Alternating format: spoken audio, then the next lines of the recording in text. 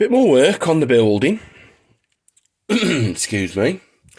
So, first of all, I've filled in the tops of the cardboard and on the roof as well. And then I've just sanded it down. It looks really nice. I'm going to paint on top of that. And what I'm also thinking about doing as well, let me just get a piece of doweling. So on the roof section, it's going to be covered up by my corrugated roof. So I'm still going to paint on top of that, obviously. But this section here, where the top of the roof will go in there, right? I've put some bits of foam to stop that from going down. What I'm thinking about doing is putting some doweling there, and it goes all the way around.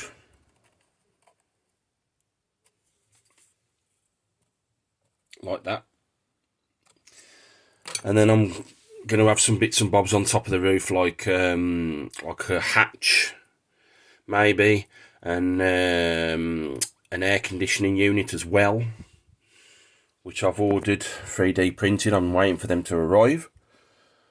So that's that done anyway.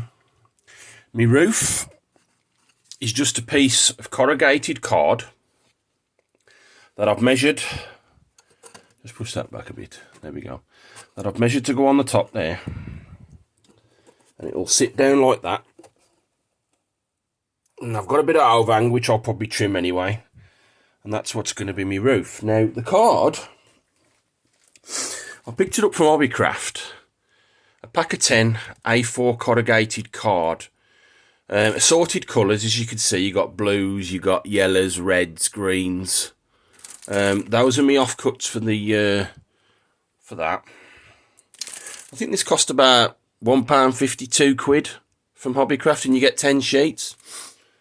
Also, I was watching a video the other day, and somebody, some lady from the UK went to Morrison's and bought a couple of pasties, and there was actually some corrugated card in the pasty for the pasty packaging. So, you know, if you ain't got Hobbycraft and you've got some Morrison's pasties, use those because they're already pre-corrugated. So obviously, what I'm going to do is I'm going to spray this in some primer, and then I don't know whether to spray silver on top of that, and then like do the rust weathering, because on the roof on the picture it's mostly dark brown anyway. On the distance photo, just before Alice shoots the bow and arrow at Stevie, the roof is like a dark brown. But then as she pulls up to the gas station on the still that I've got, it's actually a very light brown. And it actually looks like paper. If you look at that photo, it looks like paper. So I don't know what I'm going to do yet with that. Whether to paint it silver, do the weathering, or just paint it brown and then do the weathering on top of that. We'll see. The doors and the window, in the still photo as Alice is on the actual gas station, the doors and the windows look like a dark green. So what I've done is I've got some of my Dunkel Green Dark Green 36168, and I've started painting those. I haven't painted that section yet because that's where I'm gripping it to paint. I've still got to paint the other side. But that's me window. There's me two doors. And then if you remember the fire door, the solid steel door from the side, I've glued the two bits of pizza card each side, and then just clamped it down. I've used my Mod Podge to glue that down. So I've still got to leave that, because I did that last night about 6-7 o'clock, just after I got home. So I've got to leave that till 7 o'clock tonight. It's I think it's about 9:30 now, so I've got to leave that for another few hours. But yeah, that's my progress so far on the building. The next time you'll see this roof, it'll be all painted and hopefully rust weathered. Right, I've done a fair bit of work over the last week.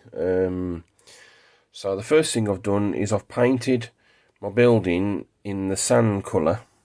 Now the paint that I used to paint the sand colour as well as the forecourt stanchions is Microseal Sandtex Smooth Masonry, and it's the Midstone colour.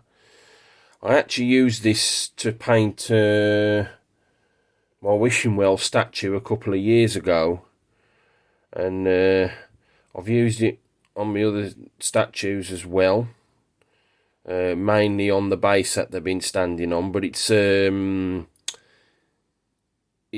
know, acrylic based, water based, so it's perfectly fine to use on that. So like I said, I painted all the way around on the back, all the way around. I've also painted on the top where I've filled it in as well, so that's that done. I've also sprayed my roof, my corrugated card, so I primed it. Some of the orange was still showing through, but that was fine. I then sprayed it with the silver underneath as well. And then I sprayed it with some Halford's matte lacquer, clear lacquer, because it dried like a gloss sheen, and I didn't want the gloss sheen, so I just sprayed some matte lacquer on top of that, and that sits on there perfect. So that's me building all painted. Now, I've done my fire door. I actually put some blue tack and stood it on some cardboard and sprayed it, but it doesn't matter because that's white primer anyway. So I just sprayed the grey primer on all the way around. So I'm probably going to paint that in the same colour, the dark Dunkel green, dark green, as the doors and the window. Now, you can probably see that I've put some windows in my doors. I haven't done the night window yet. Now what I was thinking about using some really thin Visipack, but then I thought to myself, I've got some Gorilla Glue double-sided clear tape, and it's probably about 2mm thick, 1.5mm thick.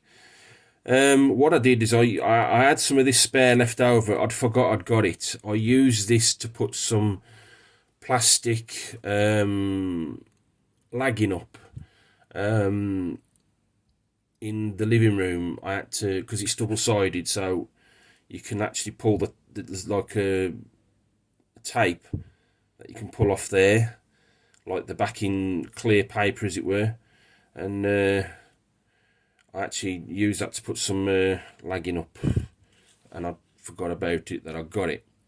So what I've done, I just cut some off there, cut it off, and then I cut another piece off, and then just use the sticky part of it to stick two pieces together, and then I put them in my doors, and then I just used my toothpick cocktail stick to get in the corners as best I could. You know, once I cut it down and got the right shape, right size, sorry, and I just jabbed it in, and then just got my glue and glaze and just went in all the way around the edges, both sides, and left it a couple of days to dry. It's still transparent, but what it is as well with this tape, it actually looks a bit foggy and frosted. So over the years, while the shop's been standing and nobody's been using it apart from the raiders for, like, you know, people going on a supply run, and the, you know, the wind and the sand, it's like, you know, fogged up the windows a little bit. So if you do have any of this lying around, it is good for using it as windows. So that's what I use for that. And they've dried an absolute treat. Oh, that one's accidentally popped out a bit, but that's fine. So I'll just push that back in. But yeah, I think they look really nice. Not bad at all. So that's that. Also, I bought a few 3D printed bits. So on top of the roof, there's going to be an air conditioning unit, and on the corner of the building about here, in the film, there's actually a satellite dish. So what I've done is I've been to Wasp Slot on eBay. Now these are 132 scale, but 132 isn't that bit much bigger than 135. And this Wasp Slot, you can buy all these bits separate. Oh, where's the satellite dish? It's in the bag. So you can buy all these pieces separate, or you can buy them as a street set. So that's what I've done. So you get like a little bin.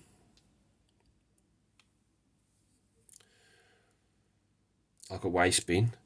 You get the satellite dish itself. There's me air conditioning unit. The detail's really, really nice. Not bad at all. And you get a couple of security cameras.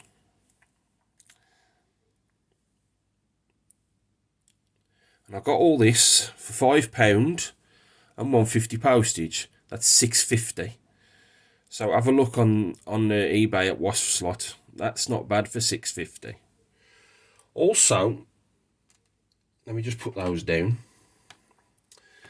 Remember when I said it looked like an electrical box or a phone box? I'm not 100% because as I zoom in on the photo, it goes all blurred.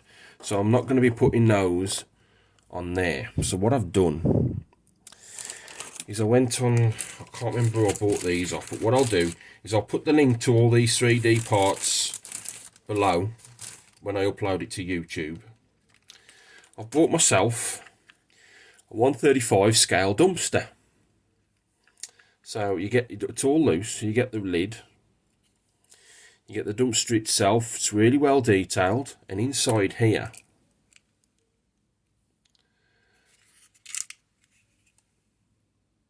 is, where's the other one? Well, I've got 3 wheels there, and there's one inside there that I can't, I think it might be stuck in there, but yeah, you get the 4 wheels as well. And those glue into those little holes there. 1, 2, 3, 4. Originally, this was in 150 scale, but I emailed the seller and I said, is there any chance you could upscale it to 135? And they says, yeah, no problem. And this cost me £5.80 free postage. And once I put the wheels on, whoops, that will sit there like that by the door, because like I said, I honestly don't know what those are. They do look like a phone box and electrical box, but I'm just going to use that to fill the gap and just put that there. But yeah, the diorama is coming along really nice with those 3D printed parts. Once they're all painted and mounted to the building, and then the roof is all rusted, you know, rust weathered. This is going to look tremendous. And then once I've glued all the doors in as well and the window, not bad at all. So that's where I'm sitting at the moment. And I'm really sorry for this long update, but I did manage to get a lot done this over this week.